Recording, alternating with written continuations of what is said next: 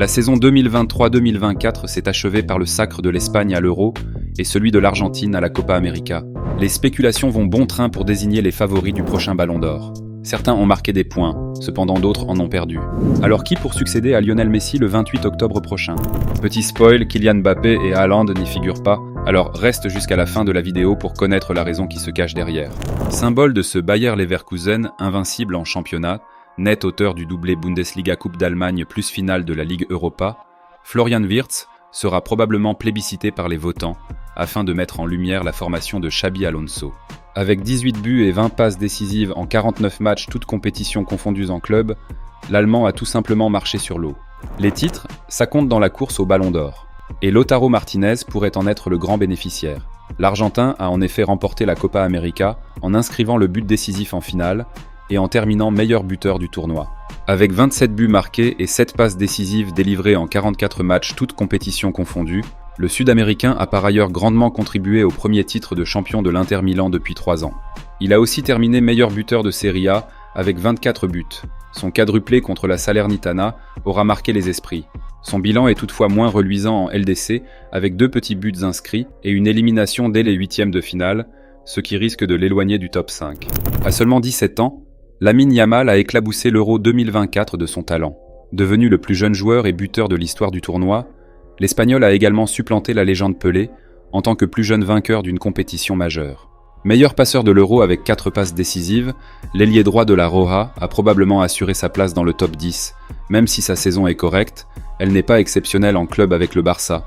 7 buts et 10 passes décisives en 50 matchs, ce qui devrait le priver d'un classement encore plus élevé. Très attendu, l'arrivée au Bayern Munich de Harry Kane a été couronnée d'un franc succès, du moins sur le plan individuel. Recruté pour 95 millions d'euros avec l'ambition de faire enfin oublier le départ de Robert Lewandowski, l'attaquant anglais a explosé les compteurs avec un bilan de 44 buts en 45 matchs, toutes compétitions confondues. En Bundesliga, l'ancien joueur de Tottenham a notamment planté 4 triplés. Le fiasco de la saison du Bayern sur le plan national complique toutefois la donne, malgré un parcours honorable jusqu'en demi-finale de la Ligue des Champions. Une compétition dont il a fini co-meilleur buteur avec Kylian Mbappé. Même s'il n'a pas brillé, il a terminé co-meilleur buteur de l'Euro avec 3 buts marqués et a atteint la finale. C'est déjà une légende grâce au match qu'il joue, à ses titres, sa connexion avec les supporters qui est incroyable. C'est le meilleur joueur de la saison. Personne n'a été aussi décisif que lui. Début mars, l'entraîneur de Manchester City, Pep Guardiola, se montrait catégorique au sujet de son nouveau chouchou.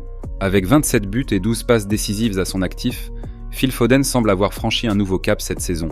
Son doublé qui a permis à Manchester City de renverser United dans le derby en mars, 3-1, l'aura définitivement fait entrer dans le cœur des supporters.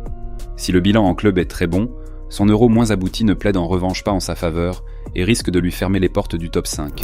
Il n'est pas fréquent de retrouver un défenseur dans les hautes sphères du classement. Entre le sacre de l'Espagne à l'Euro et le doublé Ligue des Champions Liga de la Casablanca, Daniel Carvajal mérite clairement sa place dans le top 5. José Lu l'a clairement dit. Carvajal est celui qui mérite le plus ce Ballon d'Or et dans l'absolu. C'est peu contestable au regard de son importance dans tous les succès du Real et de l'Espagne cette saison. Il a été régulier et a marqué les esprits avec ses 2 maillots. Seul bémol, il occupe un poste défensif et c'est rarement récompensé. En embuscade au pied du podium, on retrouve le milieu de terrain du Real Madrid Toni Kroos, auteur d'une saison tout simplement exceptionnelle à 34 ans. Avec 10 assists et 1 but, son bilan statistique ne pèse pas bien lourd et traduit très imparfaitement son influence sur le jeu des Mérengues, auteur du doublé LDC Liga. Sa passe laser pour Vinicius Junior en demi-finale allée de LDC contre le Bayern, et son corner pour Carvajal en finale auront notamment marqué les esprits. Et puis le taulier dispose d'un argument que les autres n'ont pas, le côté affectif, sentimental. Kroos a en effet pris sa retraite au terme de la saison, et ce paramètre pourrait peser dans l'esprit du jury, qui pourrait être tenté de le récompenser pour l'ensemble de son œuvre, même s'il ne s'agit pas d'un critère officiel. L'élimination de l'Allemagne dès les quarts de finale de son Euro risque toutefois de le priver du podium. Champion d'Angleterre, vainqueur de la Coupe du Monde des clubs et de la Super Coupe d'Europe avec Manchester City, le milieu de terrain a complété sa collection en gagnant l'Euro avec l'Espagne, compétition dont il a été désigné meilleur joueur. Malgré une seule défaite hors tir au but en 52 matchs avec les Citizens, Rodri pourrait payer le fait d'être peu décisif devant le but, avec 9 réalisations en 50 matchs. Des statistiques pourtant honorables pour un milieu défensif, qui pourrait être le premier depuis Luka Modric en 2018 à briser l'hégémonie des attaquants. J'espère qu'un Espagnol le gagnera, parce que je pense que le football espagnol mérite un Ballon d'Or. Je m'efforce de donner le meilleur de moi-même pour gagner collectivement, a déclaré le principal intéressé en zone mixte après la finale de l'Euro. Buteur en finale de la Ligue des Champions contre Dortmund et auteur d'un doublé salvateur face au Bayern Munich en demi-finale aller, Vinicius Junior s'imposait au terme de la saison en club comme le grand favori pour cette édition du Ballon d'Or. Auteur d'un doublé LDC Liga et désigné meilleur joueur de la saison en Ligue des Champions, l'attaquant de 23 ans a affolé les compteurs avec pas moins de 24 buts et 11 passes décisives au compteur durant cet exercice toute compétition confondue. Également devenu le symbole de la lutte contre le racisme, le Brésilien a toutefois perdu des points à l'occasion de la Copa América. Hormis son doublé face au Paraguay en phase de groupe, le numéro 7 du Real Madrid n'a guère brillé durant le tournoi. Et c'est en son absence, pour cause de suspension, que le Brésil a pris la porte dès les quarts de finale. Ses mauvais gestes sur le terrain et son incapacité à maîtriser ses nerfs risquent également de jouer en sa défaveur. Pour sa première saison sous les couleurs du Real Madrid, Jude Bellingham a mis tout le monde d'accord. Décisif dès ses débuts avec 23 buts, 13 passes décisives en 42 matchs toutes compétitions confondues, l'international anglais a également rempli son armoire à trophées en gagnant la Liga et la Ligue des Champions. Il a offert des moments mémorables aux supporters madrilènes. Seulement 18e du Ballon d'Or 2023, mais surtout lauréat du trophée Copa, récompensant le meilleur joueur de moins de 21 ans, Jude Bellingham flambe depuis son arrivée au Real Madrid. Son doublé dans le Classico face au FC Barcelone à l'aller et son but décisif dans le temps additionnel au retour resteront à coup sûr longtemps dans les mémoires. Et que dire de son niveau de jeu affiché en Ligue des Champions? L'ancienne pépite du Borussia Dortmund a marqué 4 buts et a grandement contribué au parcours victorieux de son équipe. Le Britannique s'est progressivement fait voler la vedette par Vinicius durant la saison en club, mais l'Euro semble lui avoir permis de repasser devant son compère, à la faveur notamment de son incroyable égalisation acrobatique à la 95e minute du 8e de finale contre la Slovaquie et du parcours des Three Lions jusqu'en finale.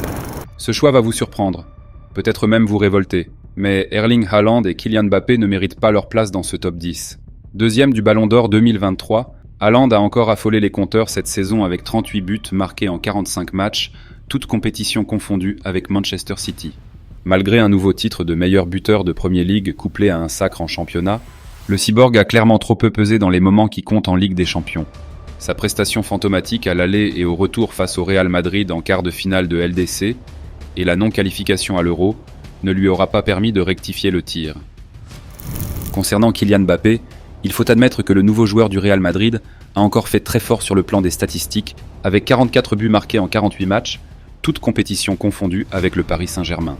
Pourtant, en dehors de ses nombreux buts en Ligue 1 et de son doublé face au FC Barcelone en quart de finale retour de la Ligue des Champions, il est difficile de retenir des accomplissements vraiment marquants de sa part cette saison.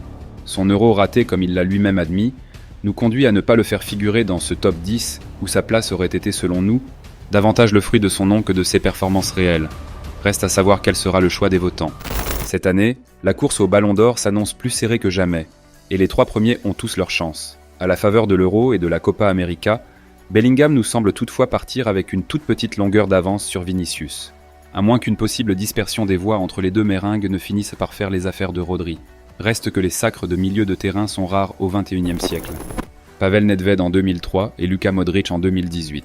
Selon vous, qui mérite le Ballon d'Or 2024? Laissez-nous votre avis dans les commentaires.